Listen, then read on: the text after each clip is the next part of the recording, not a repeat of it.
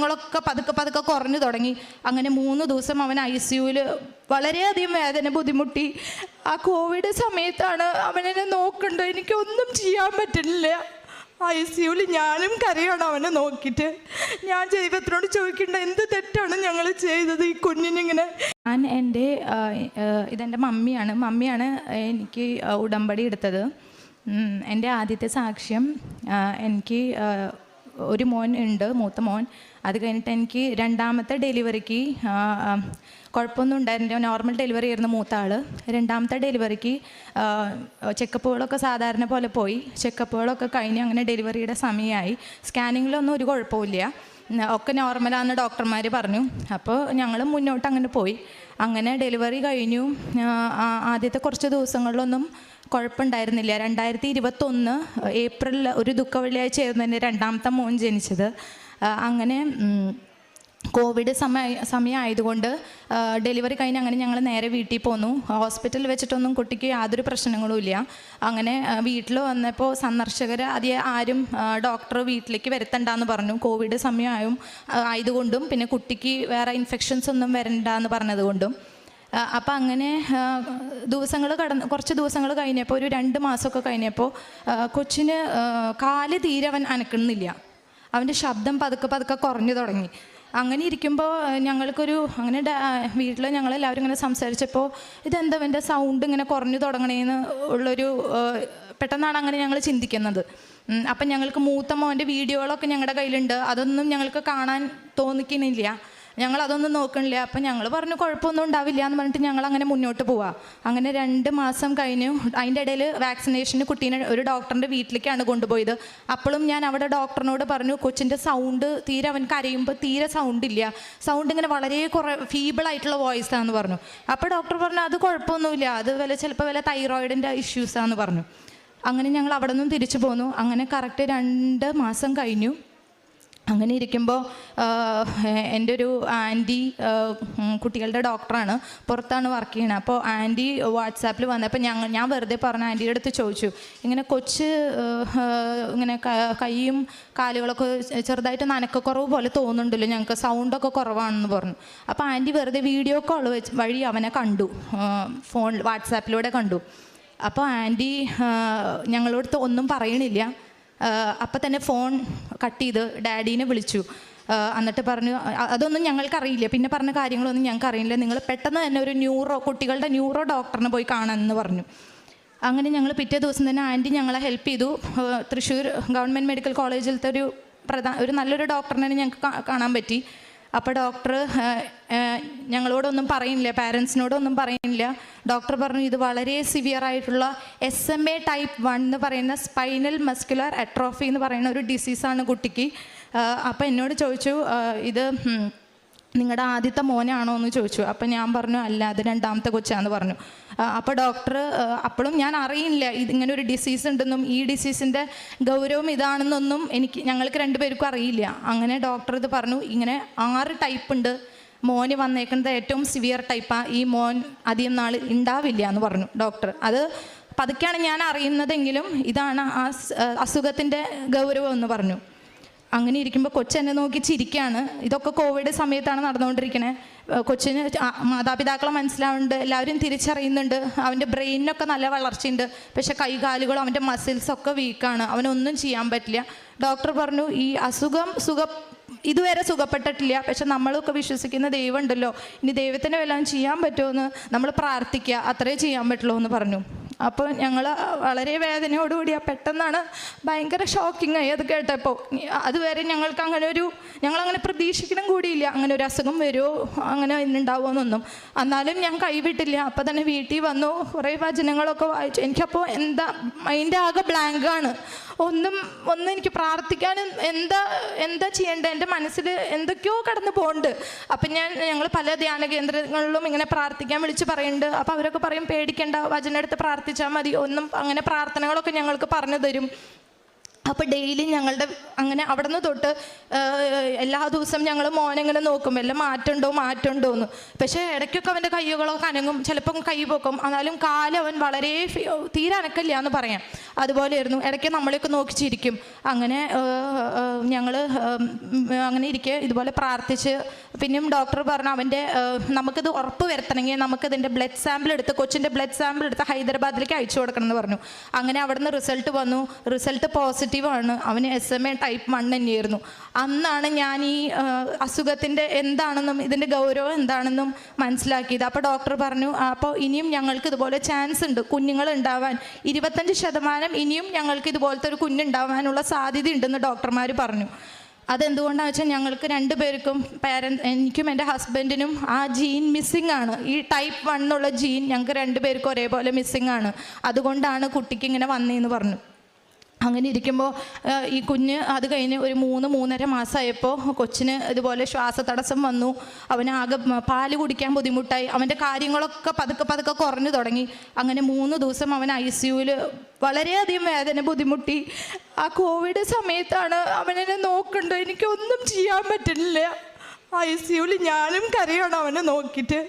ഞാൻ ദൈവത്തിനോട് ചോദിക്കേണ്ട എന്ത് തെറ്റാണ് ഞങ്ങൾ ചെയ്തത് ഈ കുഞ്ഞിനിങ്ങനെ ഉണ്ടാവാൻ മാത്രം. എനിക്കൊന്നും മനസ്സിലാവണില്ല. കുറേ ചോദ്യങ്ങൾ എൻ്റെ മനസ്സിൽ കൂടെയൊക്കെ കടന്നു പോകുന്നുണ്ട്. ഇപ്പുറത്തൊക്കെ നോക്കുമ്പോൾ കുറേ വചനങ്ങളും മനസ്സിൽ തെളിഞ്ഞു വരുന്നുണ്ട്. പക്ഷേ എനിക്കൊന്നും ആക്സെപ്റ്റ് ചെയ്യാനും എനിക്ക് വളരെ ബുദ്ധിമുട്ടായി. ആകെ ഇനി എങ്ങനെയാവും, ഇനി ഞങ്ങൾക്ക് കുട്ടികൾ ഉണ്ടാവില്ലേ, അതൊക്കെയായി പിന്നെ എൻ്റെ ചിന്ത. അത് കഴിഞ്ഞ് വീണ്ടും ഇത് എൻ്റെ മനസ്സിൽ നിന്ന് പോകണില്ല. ഈ മോൻ്റെ ഈ 3 ദിവസത്തെ ICUവിലത്തെ ആ ഒരു ജീവിതവും അതൊന്നും എൻ്റെ മനസ്സിൽ നിന്ന് കടന്നു പോകില്ല. അവസാനം അതിന് മുമ്പ് ഞങ്ങൾ അവന് മാമോദീസ കൊടുത്തിരുന്നു. അപ്പം 3.5 മാസമായപ്പോൾ അവനങ്ങനെ ഞങ്ങളിൽ നിന്ന് വിട്ടുപോയി. അത് കഴിഞ്ഞപ്പോഴും ഞങ്ങൾ ടെസ്റ്റ് ചെയ്തു. അപ്പം ഞങ്ങൾക്കും ഈ ജീൻ മിസ്സിംഗ് ആണ്. ഞങ്ങളുടെ റിസൾട്ട് വന്നു, അതും പോസിറ്റീവാണ്. അപ്പോൾ ഡോക്ടർമാരൊക്കെ ഞങ്ങളോട് പറഞ്ഞു, നിങ്ങൾ റിസ്ക് ആണ് എടുക്കണത്. ഇനിയൊരു നിങ്ങൾക്ക് ഡെലിവറിക്ക് നിങ്ങൾ നോക്കുകയാണെങ്കിൽ തന്നെ നിങ്ങൾ അല്ലാതെ ഉറപ്പ് വരുത്തി നോർമൽ ഡെലിവറി നിങ്ങൾക്ക് അത്രയും പ്രിഫർ ചെയ്യണില്ല എന്ന് അവർ പറഞ്ഞു. പക്ഷേ ഇങ്ങനെ 5-ാം മാസത്തിൽ ഇതിനൊരു ടെസ്റ്റ് ഉണ്ട്, വേണമെങ്കിൽ അത് എടുക്കാം എന്ന് പറഞ്ഞു. അപ്പം ഞങ്ങൾ 2022 ഡിസംബറിൽ ഞങ്ങളൊരു ധ്യാനം കൂടി. അങ്ങനെ ഞങ്ങൾ മെയിനായിട്ട് അടുത്തൊരു കുഞ്ഞിന് വേണ്ടി ഒരുങ്ങാൻ വേണ്ടിയിട്ടാണ് ഞങ്ങൾ ധ്യാനത്തിന് പോയത്. അപ്പോൾ ധ്യാനത്തിന് പോയി ഞങ്ങൾ നല്ലവണ്ണം പ്രാർത്ഥിച്ചു. എന്നാലും ഉള്ളിൽ എനിക്കിങ്ങനെ ഒരു പേടിയുണ്ട്, ഇനി അടുത്തൊരു കൊച്ചിനും കൂടി ഇങ്ങനെ സംഭവിച്ചു കഴിഞ്ഞാൽ ദൈവമേ ഞാനിത് എങ്ങനെ ഫേസ് ചെയ്യും എന്നുള്ളൊരു പേടിയുണ്ട് മനസ്സിൽ. അങ്ങനെ ഞാൻ ജാനുവരിയിൽ പ്രഗ്നൻ്റായി. 2023 ജാനുവരിയിൽ പ്രഗ്നൻ്റായി. അങ്ങനെ ഇരിക്കുമ്പോൾ എല്ലാ ചെക്കപ്പുകളും ഉള്ളിൽ വലിയൊരു ഭയം ഉണ്ടെങ്കിലും പിന്നെ ഈശോയിലും മാതാവിലും ഒക്കെ ആശ്രയിച്ച് ഞാൻ അങ്ങനെ മുന്നോട്ട് കടന്നുപോയി. അപ്പോഴും എന്നോട് കുറേ പേരൊക്കെ ചോദിക്കുന്നുണ്ട്, നീ എന്ത് ധൈര്യത്തിലാണ് അങ്ങനെ പോണത്, നമുക്ക് അങ്ങനെയൊക്കെ ചോദിക്കുന്നുണ്ട്. പക്ഷേ എനിക്ക് എൻ്റെ കൂടെയുള്ളവരും വീട്ടുകാരൊക്കെ എനിക്ക് നല്ല ധൈര്യം തന്നു. അങ്ങനെ ഞാൻ മുന്നോട്ട് തന്നെ പോയി. എല്ലാ ചെക്കപ്പുകളും അതുപോലെ ഇങ്ങനെ ഓർഡറിലായിട്ട് പോയി. അങ്ങനെ ഇരിക്കുമ്പോൾ മമ്മി ഇവിടെ വന്ന് 2023 ഒക്ടോബർ 18 ഉടമ്പടി എടുത്ത് മാതാവിനോട് എല്ലാ ദിവസവും മറ്റേ പ്രത്യക്ഷീകരണ പ്രാർത്ഥനയും പിന്നെ കയ്യിൽ ഉടമ്പടി തൈലൊക്കെ വെച്ച് വയറമ്മയൊക്കെ കുരിശ് വരച്ച് പ്രാർത്ഥിക്കാറുണ്ട്. അതിൻ്റെ ഫലമായി നവംബർ 4-ാം തീയതി എനിക്ക് 3ാമതും ഒരു ആൺകുട്ടി, ആരോഗ്യമുള്ളൊരു കുട്ടീനെ തന്ന് മാതാവും ഈശോയും അനുഗ്രഹിച്ചു. ഞാൻ ഡെലിവറിക്ക് പോണേക്കാട്ടും മുമ്പ് ഇവിടുത്തെ കാശുരൂപം പിടിച്ചിട്ടാണ് പോയത്. വലിയ തടസ്സങ്ങളൊന്നും ഇല്ലാണ്ട് തന്നെ പെട്ടെന്ന് എനിക്ക് പെയിൻ വരികയും പെട്ടെന്ന് ഡൈലേറ്റായി പെട്ടെന്ന് കൊച്ച് പുറത്തേക്ക് വരികയും ചെയ്തു. അതിനുശേഷം നമുക്ക് ടെൻഷൻ ഉണ്ട്. 6 മാസമാണ് നമ്മുടെ അടുത്ത് പറഞ്ഞിരിക്കുന്നത്. കൊച്ച് 6 മാസം വരെ എങ്ങനെയാവുമെന്ന് നമുക്കൊരു ഉള്ളിലൊരു ആദിയുണ്ട്. പക്ഷേ അത് കഴിഞ്ഞതിന് ശേഷം ഇപ്പോൾ കൊച്ചിന് 7 മാസം കഴിഞ്ഞു. ഇതുവരെ അവന് ഒരു കുഴപ്പമില്ല. മുമ്പത്തെ കൊച്ചിനെക്കാട്ടും നല്ല ആക്റ്റീവുമാണ്. പിന്നെ അവൻ്റെ ആ ഒരു ശക്തിയും അതൊക്കെ കണ്ടിട്ട് ശരിക്കും ഞങ്ങൾക്ക് വിശ്വസിക്കാൻ പറ്റുന്നില്ല. അപ്പോൾ ദൈവം എന്തായാലും ഞങ്ങളുടെ പ്രാർത്ഥന കേട്ടു, അമ്മ മാതാവ് ഞങ്ങളുടെ കൂടെയുണ്ട് എന്നുള്ളൊരു ധൈര്യം കിട്ടി. ഇതാണ് എൻ്റെ മോൻ, 3ാമത്തെ മോൻ. ഇതാണ് ആദ്യത്തെ സാക്ഷ്യം. പിന്നെ 2ാമത്തെ സാക്ഷ്യം എൻ്റെ ചേച്ചി, അവർക്ക് 2 പിള്ളേരാണ്, അവർ പുറത്താണ്, കാനഡയിലാണ്. ചേച്ചിയുടെ 2ാമത്തെ മോനാണ് സാക്ഷ്യം പറയണത്. മോന് ഒരു ഹൈപ്പർ ആക്റ്റീവ് ഡിസോർഡർ ആയിരുന്നു അവന്. അപ്പോൾ അവൻ വീട്ടിലായാലും ഒന്ന് അടങ്ങി ഒതുങ്ങിയിരിക്കില്ല, ക്ലാസ്സിലായാലും ടീച്ചർമാരുടെ കയ്യിൽ നിന്ന് എപ്പോഴും കംപ്ലൈൻ്റ് ആണ്. അവൻ ഭയങ്കര റെസ്റ്റ്ലെസ് ആണ്, ക്ലാസ്സിലിരിക്കില്ല മര്യാദയ്ക്ക്, മറ്റു കുട്ടികളുടെ പോലെ അങ്ങനെ അടങ്ങി ഒതുങ്ങുന്ന ഇരിക്കില്ല. അപ്പോൾ എല്ലാ ദിവസവും അവന് കംപ്ലൈൻ്റ് ആണ്, എന്താ ഈ കുട്ടി ഇങ്ങനെ. അപ്പോൾ എല്ലാ ദിവസവും ഇവരെ വിളിപ്പിക്കും സ്കൂളിലേക്ക്. അപ്പോൾ ഇവർക്ക് വല്ലാത്തൊരു വിഷമമായി, ഇതെന്താ ഇങ്ങനെ പറ്റണേ, ഞങ്ങളുടെ മോൻ എന്താ ഇങ്ങനെ പ്രശ്നം പറ്റണേ. അങ്ങനെ എല്ലാ ദിവസവും ഞങ്ങൾ അവനെ സമർപ്പിച്ച് പ്രാർത്ഥിക്കും. ഇപ്പം ഇന്നലെ ഞങ്ങൾ ഇങ്ങോട്ട് പോരണേക്കാട്ടും മുമ്പായിട്ട് മമ്മീനെ ചേച്ചി വിളിച്ച് പറഞ്ഞു, ടീച്ചേഴ്സ് പറഞ്ഞു അവന് നല്ല ഇമ്പ്രൂവ്മെൻ്റ് ഉണ്ട്, മുമ്പത്തെ പോലെ അവന് വേറെ പ്രശ്നങ്ങളൊന്നുമില്ല, അവൻ നല്ല മറ്റു കുട്ടികളുടെ പോലെ തന്നെ നല്ല അറ്റൻറ്റീവായിട്ട് തുടങ്ങിയിട്ടുണ്ട്, വേറെ പ്രശ്നങ്ങളൊന്നുമില്ല എന്ന് വിളിച്ച് പറഞ്ഞു. അപ്പോൾ അതാണ് 2ാമത്തെ സാക്ഷ്യം. അപ്പോൾ ചേച്ചിയും ഇതുപോലെ ഓൺലൈൻ ഉടമ്പടി എടുത്തു, ഞാനും ഈ കഴിഞ്ഞ ആഴ്ച ഓൺലൈൻ ഉടമ്പടി എടുത്തു. പിന്നെ 3ാമത്തെ സാക്ഷ്യം എന്ന് പറയുന്നത് എൻ്റെ മമ്മിക്ക് 2021 age related illness, myopic CNVM എന്ന് പറഞ്ഞ ഒരു റെറ്റിനയിൽ വരുന്ന ഒരു അസുഖമാണ്, കണ്ണിൻ്റെ കാഴ്ച കുറയും, അങ്ങനത്തെ ഒരു അസുഖം ആണ് കണ്ടുപിടിച്ചത്. അപ്പോൾ ഡോക്ടർ പറഞ്ഞു അതിന് ആകെ കൂടി ഇഞ്ചക്ഷൻ മാത്രമാണ് അതിനൊരു മരുന്നുള്ളൂ, ആ ഇഞ്ചക്ഷൻ എടുക്കുകയാണെങ്കിൽ ഇത് സ്റ്റേബിളായിട്ട് നമുക്ക് നിർത്തിക്കൊണ്ട് പോകാമെന്ന് പറഞ്ഞു ഈ വിഷൻ.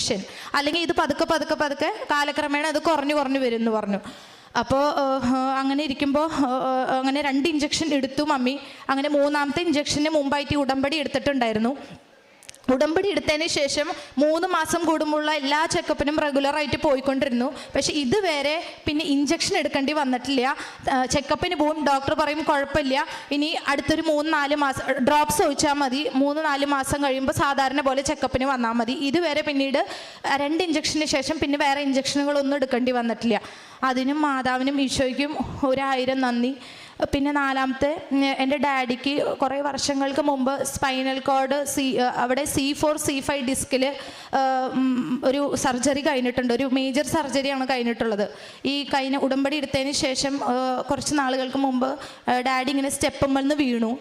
അങ്ങനെ വീണ് ആദ്യത്തെ ദിവസമൊക്കെ നല്ല വേദനയായിരുന്നു. അപ്പോൾ വിചാരിച്ചു അതിൻ്റെ ആ ഓപ്പറേഷൻ ചെയ്ത ഭാഗത്ത് വല്ല പ്രശ്നങ്ങൾ പറ്റിയിട്ടുണ്ടാവും എന്ന് വിചാരിച്ചു. അങ്ങനെ മാതാവിൻ്റെ ഉപ്പും ഉടമ്പടി തൈലൊക്കെ എടുത്ത് കുരിശ് വരച്ച് എല്ലാ ദിവസവും പ്രാർത്ഥിക്കും. അങ്ങനെ ഒരാഴ്ച കൊണ്ട് തന്നെ നല്ല വ്യത്യാസമായി, ഇപ്പോൾ വേദന പൂർണ്ണമായി മാറി. അതിന് അമ്മയ്ക്കും ഈശോയ്ക്കും 1000 നന്ദി. പിന്നെ അടുത്ത സാക്ഷ്യം, എൻ്റെ മൂത്ത ആൾക്ക് ഈ വെക്കേഷൻ സമയത്ത് ഒരു ദിവസം പെട്ടെന്ന് രാത്രിയിൽ ഉറങ്ങാൻ പോയി കുറച്ച് കഴിഞ്ഞപ്പോൾ അവന് ഉറങ്ങാൻ പറ്റുന്നില്ല, ശ്വാസം കിട്ടണില്ല, ആകെ ഒരു തിക്കുമുട്ടലാണ്. ആകെ പേടിച്ചു ഞങ്ങൾ എന്താ ചെയ്യേണ്ടതെന്ന്. അങ്ങനെ ഇരിക്കുമ്പോൾ മമ്മി ഉടമ്പടി ഉപ്പ് അവന് കൊടുത്തു കുടിക്കാൻ. അത് വെള്ളത്തിലിട്ട് കുടിച്ചു. അത് കഴിഞ്ഞിട്ട് കുരിശം വരച്ച് അവനോട് കിടന്നു എന്ന് പറഞ്ഞു. കുറച്ച് കഴിഞ്ഞപ്പോൾ അവൻ വീണ്ടും എൻ്റെ പറഞ്ഞു എനിക്ക് ഉറങ്ങാൻ പറ്റണില്ല അമ്മാമേ എന്ന് പറഞ്ഞു. അത് കഴിഞ്ഞിട്ട് അങ്ങനെ കുറച്ച് നേരം കഴിഞ്ഞപ്പോൾ ഒരു 1-2 മണിക്കൂർ കഴിഞ്ഞപ്പോൾ അവൻ എങ്ങനെയൊക്കെ ഉറങ്ങിപ്പോയി. രാവിലെ കണ്ടു ഞങ്ങൾ അവനെ എണീറ്റു കഴിഞ്ഞ് ഡോക്ടറിനെ കണ്ടപ്പോൾ രാവിലെ എണീറ്റ് കഴിഞ്ഞപ്പോൾ അവൻ്റെ മുഖം ആകെ നീര് വെച്ചിരിക്കുന്നു, കണ്ണൊക്കെ മിണ്ടിയും ഒക്കെ ആകെ നീര് വീർത്തിരിക്കുന്നുണ്ട്. അപ്പോൾ ഞങ്ങളെ വിളിച്ച് ചോദിച്ചു. അപ്പോൾ ഞങ്ങൾ ഇവിടെയാണ്, മോനവിടെ വെക്കേഷന് എൻ്റെ വീട്ടിലായിരുന്നു നിന്നിരുന്നത്. അപ്പോൾ തന്നെ ഡോക്ടറെ കാണിച്ചു. അപ്പോൾ ഡോക്ടർ പറഞ്ഞു ഇതൊരു അലർജിക് റിയാക്ഷനാണ്, പക്ഷേ എന്തായാലും നിങ്ങൾ വന്നത് നന്നായി, കുട്ടിക്ക് ഇപ്പോൾ കുഴപ്പമൊന്നുമില്ല. ഒരു ചെറിയൊരു എന്തോ മരുന്ന് കൊടുത്തു, അവനെ വിട്ടു. പിറ്റേ ദിവസം അന്ന് തൊട്ട് അത് കഴിഞ്ഞ് കുറച്ച് കഴിഞ്ഞപ്പോൾ തൊട്ട് അവന് ശരിയായി, വേറെ കുഴപ്പങ്ങളൊന്നുമില്ല. ഈശോയ്ക്കും മാതാവിനും 1000 നന്ദി. കാരുണ്യപ്രവർത്തികൾ എല്ലാ ദിവസവും മമ്മി ഇവിടുന്ന് പത്രം വാങ്ങിക്കൊണ്ടുപോയിട്ടുണ്ടായിരുന്നു. അപ്പോൾ അതെല്ലാ വീടുകളിലായിരുന്നു കൊടുത്തുകൊണ്ടിരുന്നത്. പിന്നെ ആസ്പത്രികളിൽ പോയിട്ട് മറ്റേ അനാഥാലയങ്ങൾ പൈസ കൊടുക്കാറുണ്ട് സ്ഥിരമായിട്ട്. പിന്നെ എൻ്റെ കാരുണ്യപ്രവർത്തികൾ എന്ന് പറഞ്ഞാൽ ഞാനിപ്പോൾ ഒരാഴ്ചയായിട്ടുള്ള എടുത്തിട്ട് അപ്പോൾ സോഷ്യൽ മീഡിയ കൂടെ ഇവിടുത്തെ സാക്ഷ്യങ്ങളൊക്കെ ഷെയർ ചെയ്യാറുണ്ട്. ഇവിടെ കേൾക്കുന്ന ഓരോ സാക്ഷ്യങ്ങളും ടോക്കുകളൊക്കെ ഇപ്പോൾ ഈ ഒരാഴ്ച എത്ര പേർക്ക് എനിക്ക് എത്തിക്കാൻ പറ്റുന്നു അത്ര പേർക്കൊക്കെ സാക്ഷ്യങ്ങൾ എത്തിച്ചു കൊടുക്കാറുണ്ട്. അതൊക്കെയാണ് സാക്ഷ്യം, കാരുണ്യപ്രവർത്തികൾ. ആത്മീയ ജീവിതം എന്താ വെച്ചിട്ടുണ്ടെങ്കിൽ ഇപ്പോൾ ഞങ്ങളുടെ കുടുംബ വിശദീകരണത്തിന് വേണ്ടിയിട്ടായിരുന്നു ഒരു നിയോഗമായിരുന്നത്. ഇപ്പം ഞാനും എൻ്റെ ചേച്ചിയും ഓൺലൈൻ ഉടമ്പടിയിലേക്ക് വന്നു. ഞങ്ങളും ഇവിടുത്തെ പ്രാർത്ഥനകളും ഇവിടുത്തെ മറ്റെല്ലാ പ്രവർത്തനങ്ങളും ഞങ്ങളും കൂടുന്നുണ്ട്. പിന്നെ പ്രാർത്ഥനയിൽ എല്ലാ ദിവസവും ഇപ്പം ഞാൻ മുടങ്ങാതെ എല്ലാ ദിവസവും കൊന്തെത്തിക്കും, ബൈബിൾ വായിക്കും. എന്തൊക്കെ മറ്റേത് എന്തെങ്കിലും നമുക്ക് നടക്കാനുള്ളപ്പോൾ അല്ലെങ്കിൽ വിഷമം വരുമ്പോൾ മാത്രമാണ് ബൈബിൾ തുറക്കുകയോ അല്ലെങ്കിൽ പ്രാർത്ഥിക്കാനൊക്കെ പോകാറുള്ളായിരുന്നു. ഇപ്പോൾ ഉടമ്പടി എടുത്തതിന് ശേഷം എല്ലാ ദിവസവും പേഴ്സണൽ പ്രയറിന് ഒരു സമയം കൊടുക്കാറുണ്ട്. അങ്ങനെ മുന്നോട്ട് പോകുന്നു.